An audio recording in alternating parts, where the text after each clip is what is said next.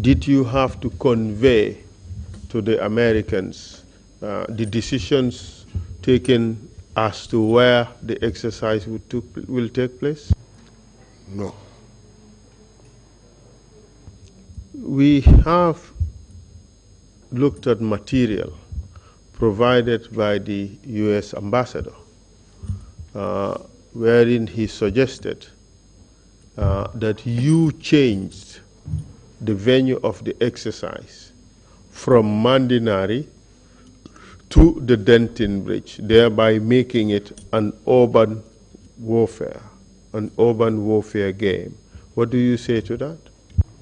That was pure concoction on the part of Andrew Winter. It was a lie. Would you in fact have authority to change the venue of such an exercise? No, I was not involved in the planning of the exercise, and I don't think Andrew Winter was even involved. I'm a civilian.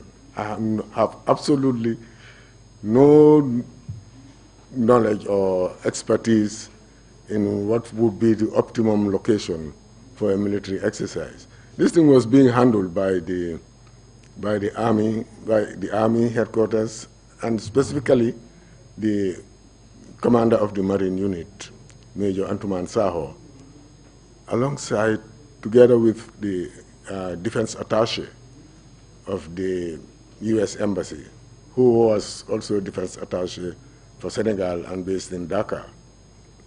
So I don't think Andrew Winter I would not communicate with Andrew Winter on matters relating to the exercise.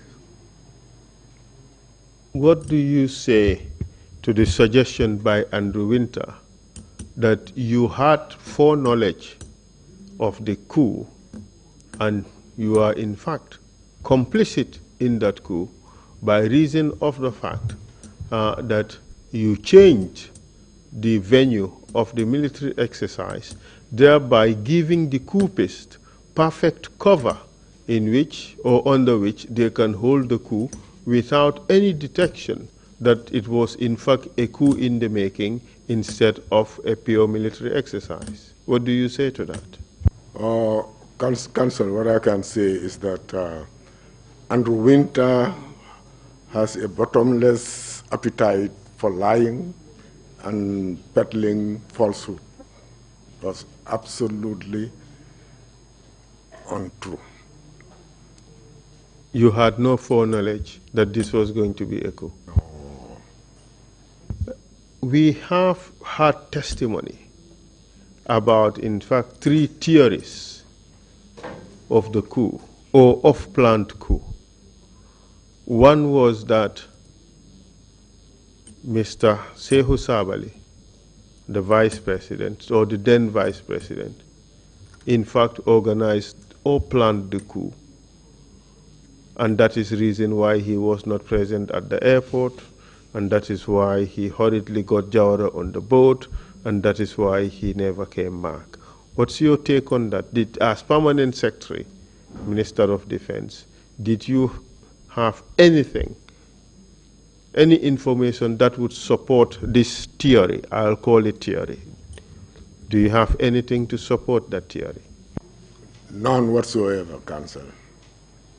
Would you say it's a fallacy, as far as you know?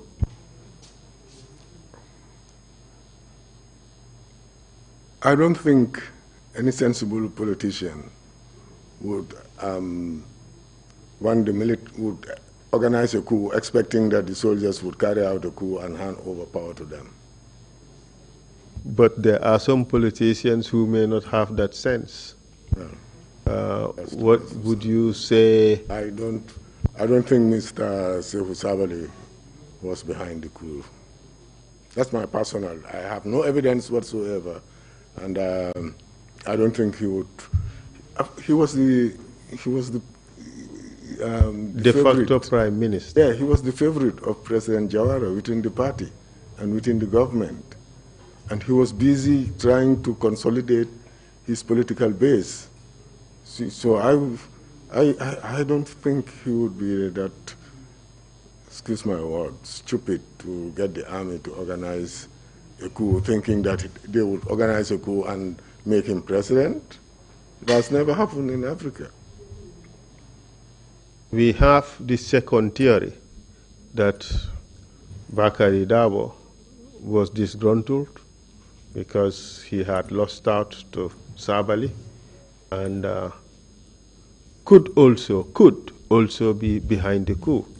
And that is the reason why he hurriedly come back to take up position of Minister of Finance in the expectation that power would be handed over to him soon afterwards. What's your take on that?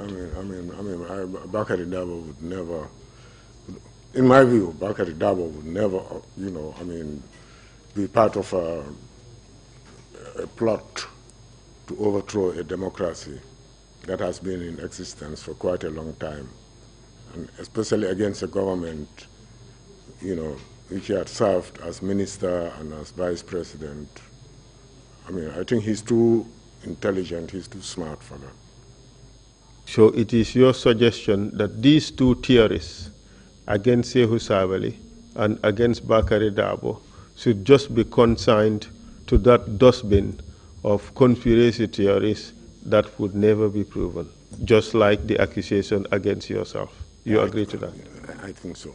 Mr. Chairman, I have no further questions for the witness. It's time for the break period. Perhaps maybe in view of the fact that Mr. Jack is going back to Addis tomorrow, perhaps he will take the questions from the commissioners before we discharge him. Thank you very much. Thank you, Mr. Jack, for answering my questions. You're welcome. Thank you very much, Council, for that, and thank you, Ambassador Jack, for your testimony. Members of the Commission, do you have any questions? Commissioner Carr, start with you. Commissioner Carr, thank you, Chairman. I have a question.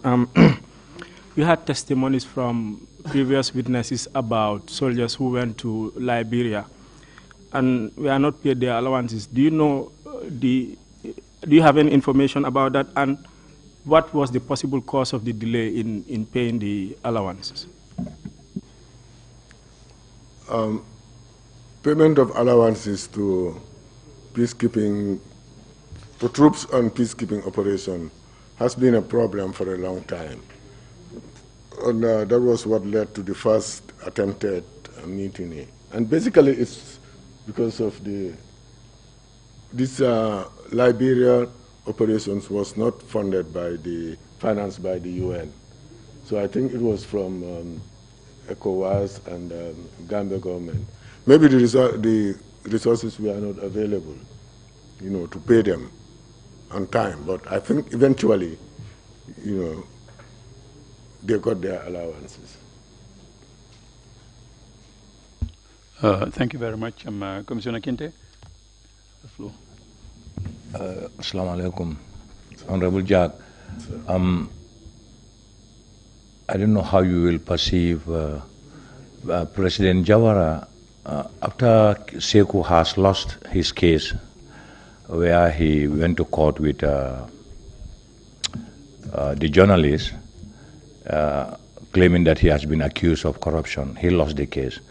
I'm not sure how others will perceive, but to me, for example, on the normal circumstances, if you lose a case, it means you have no ground, meaning you cannot prove yourself innocent of it. If you cannot prove yourself innocent of it, you are liable to allegation that, or to be accused that you did it, and so on. Why would, do you think President Jawara would turn around and have Sekou as his most favorite? And not only that, trying to relinquish most of his powers to him, especially one, the defense. Since he took office for almost 30 years, he has never given that portfolio to anyone except Sekou Sabali, the one accused of corruption and could not prove anything that will earn them credibility. What's your view? Let's look at it this way. It's a presidential prerogative to appoint whosoever you feel should be your principal deputy or assistant. And also maybe he trusted Mr. Sabali, more than he did with other politicians, because I think he was one of those who wanted him to, to continue with as leader of the PPP and not to step down. So maybe he had confidence and trust in him that I think Sekou Sabali was also a loyal politician to President Jawara. He was very loyal to him. So maybe those were the reasons why he was made vice president and all the ministries of defense and whatever. In that view, it means Sekou's loyalty to him was given more regard than his perceived nature as a corrupt somebody. No, like I said, it's the prerogative of the president to appoint, ministers, even top vice president, and he exercised that prerogative by appointing him. Other political considerations why he was made vice president, I think maybe over time it will come out, and but I cannot answer that question for. Thank you very much, Imam Jallo. Commissioner Jallo, the floor. Mr. Jack? Yes, teacher. Do you really sincerely think if Sir Dawda did not join the worship, this coup would have succeeded, in your honest opinion? I cannot speculate, Commissioner. If the Americans had agreed to provide him with security at State House rather than at the boat, then, it might have been prevented.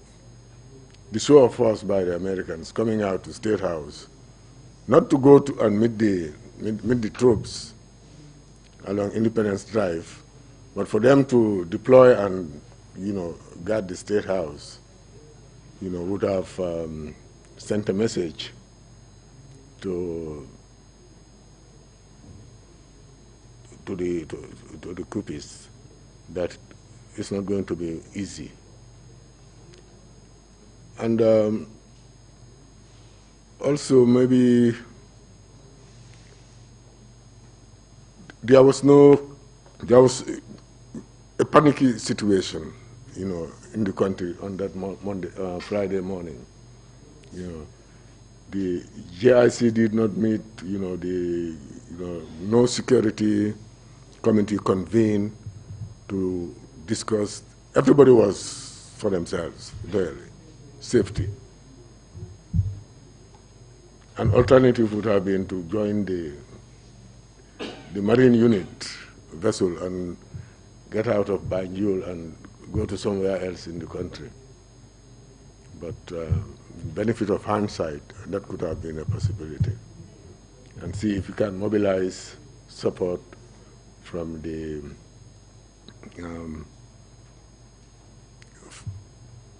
from some sections of the army or even the population to, to get up and say no. Because this was a period when coup d'etats had lost its allure. This was a time when you carry out a coup, you are suspended from international organizations. You carry out a coup, you are sanctioned in terms of economic support and financial support from donor countries and from the Bretton Woods institutions.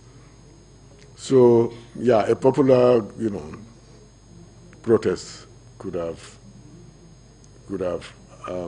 happened if Sir Dawda was still around. and not join the vessel. Because, that's what he told me, that he never asked to be evacuated. So he was prepared to, to face the music, so to speak. Thank you. Deputy Chair.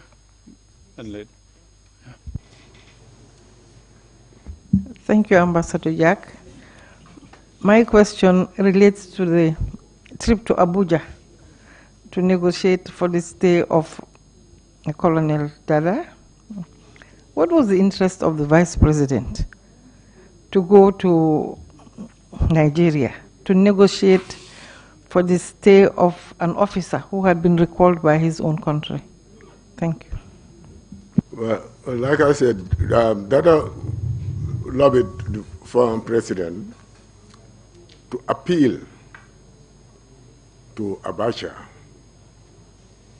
for an extension of his assignment. And all that the former vice president did was to go there as an envoy to carry a message, a letter from the president to President Abacha. That was his specific role. He didn't go to negotiate. He just went there to hand over a letter from the president, appealing for an extension of Dada's contract. Thank you very much, Ambassador. Do you have any concluding remarks to make? Oh, sorry. Commissioner C. My apologies. Mr. Jack. Mr. Jack. Dada biñ ko génné nguur gi bindoon na ko kayit jokko won ko ne yow léegi génné nañ la fi comme ni ngeen bindé won keneen ki. Dada was recalled, yaa ko wute fi. when he was removed as head of the army, was he written to, as you wrote to the next man who came after him? I should think so, yeah. Normally when your contract ends, you are informed that it will not be renewed. So I don't know whether Council was able to get the records on that, but normally he should have been written to. We do not at this stage have a copy of that document, but we have a copy of the document appointing Guadebe. But of course we have a copy of the letter appointing Dada, which states the duration of his appointment, which was 2 years.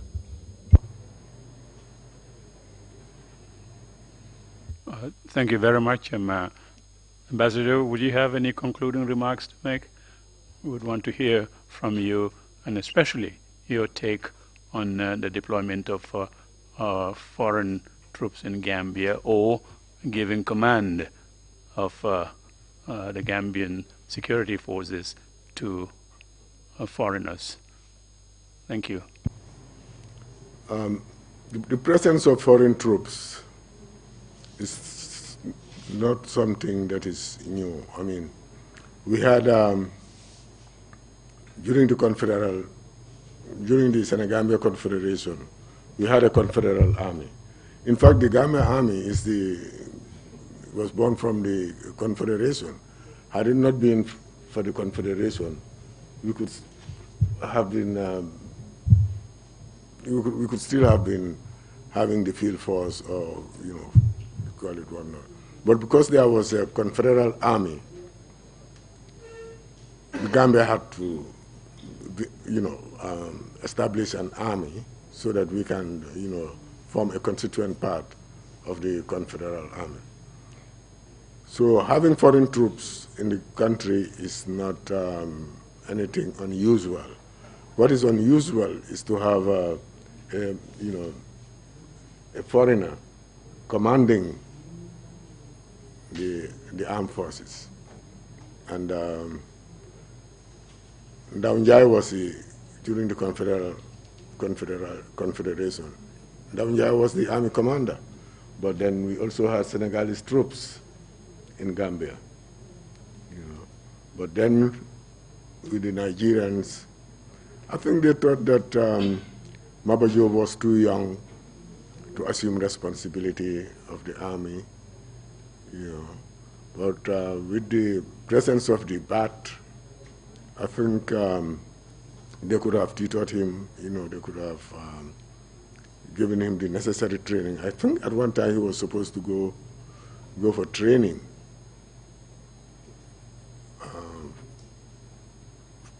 at Staff College somewhere and come and assume control of the army.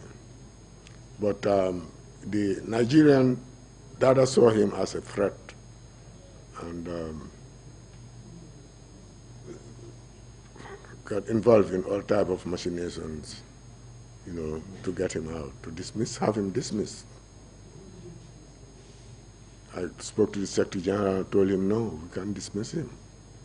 I think the honorable thing would be just to retire him and then get him some other assignment. And I proposed the diplomatic service. So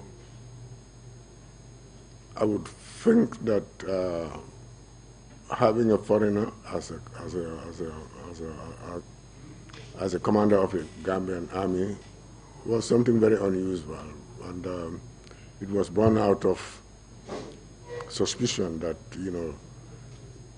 the officers we have there were not matured enough to assume control of the army, and I would also want to hope that the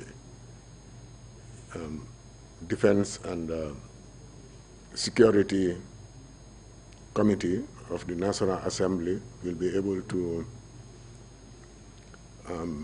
provide more effective oversight of the military, of the army, and but for them to do so, they need to be provided with the requisite resources.